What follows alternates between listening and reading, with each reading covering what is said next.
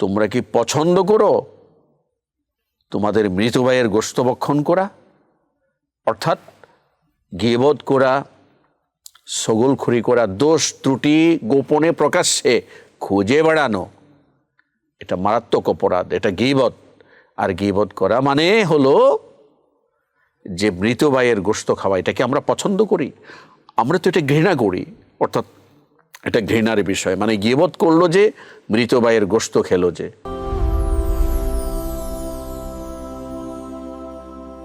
রাসূল আকরাম সাল্লাল্লাহু আলাইহি সাল্লাম বলেছেন, আল গীবাতু আশাদ্দু মিনাজ জিনা, যে গীবত করা জিনার পাপ থেকে মারাত্মক। সূরা হুমাজার মধ্যে আছে, ওয়াইলুল লিকুল্লি হুমাজাতিল লুমাজা, ধ্বংস হোক তারা, বরবাদ হোক তারা, নিপাত হোক তারা, যারা মানুষের অগ্রপশ্চাতে নিন্দা করে বেড়ায়। নির্দোষ নিরপরাধ সম্মানিত মানুষের সম্মানহানি করার জন্যে, মান্যহানি করার জন্যে মাস্টার প্ল্যান করে এরা ধ্বংস হয়ে যাক।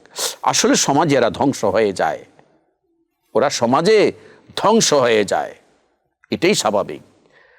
তাহলে তথ্য সন্ত্রাস থেকে, আজকের এই তথ্য সন্ত্রাসের ভয়াবহতা থেকে উত্তরণের একমাত্র উপায় হলো কোরআন সুন্নাহর আলোকে আমাদের জীবনটাকে গঠন করা।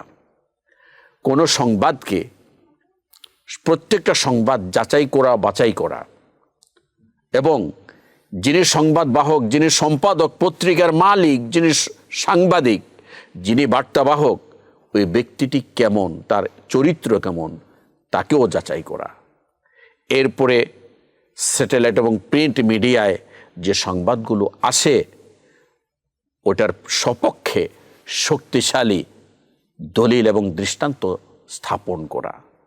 তাহলে আমাদের ব্যক্তিগত, পারিবারিক, সামাজিক এবং আন্তর্জাতিক জীবনে যে এখন তথ্য সন্ত্রাসগুলো চলছে, হ্যাঁ, ওইগুলো থেকে আমরা নিস্তার পাব, আমরা নাজাত পাব, আমরা মুক্তি পাব। আল্লাহ তাআলা আমাকে, আপনাকে, সকলকে, সকল দর্শক শ্রোতাকে তথ্য সন্ত্রাসের ভয়াবহতা থেকে আমাদেরকে হেফাজত করুক। আর আমরাও সকলে সতর্ক থাকি যে গুজব রটাবো না, গুজব শুনবো না। গুজব মানে হলো গজব। এই গুজব নামক গজব থেকে আমাকে, আপনাকে, সকলকে আল্লাহ হেফাজত করুক।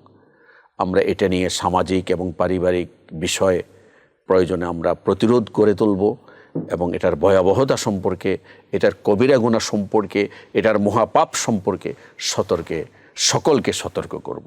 আল্লাহ তৌফিক দিক। আসসালামু আলাইকুম ওয়া রাহমাতুল্লাহি ওয়া বারাকাতুহু।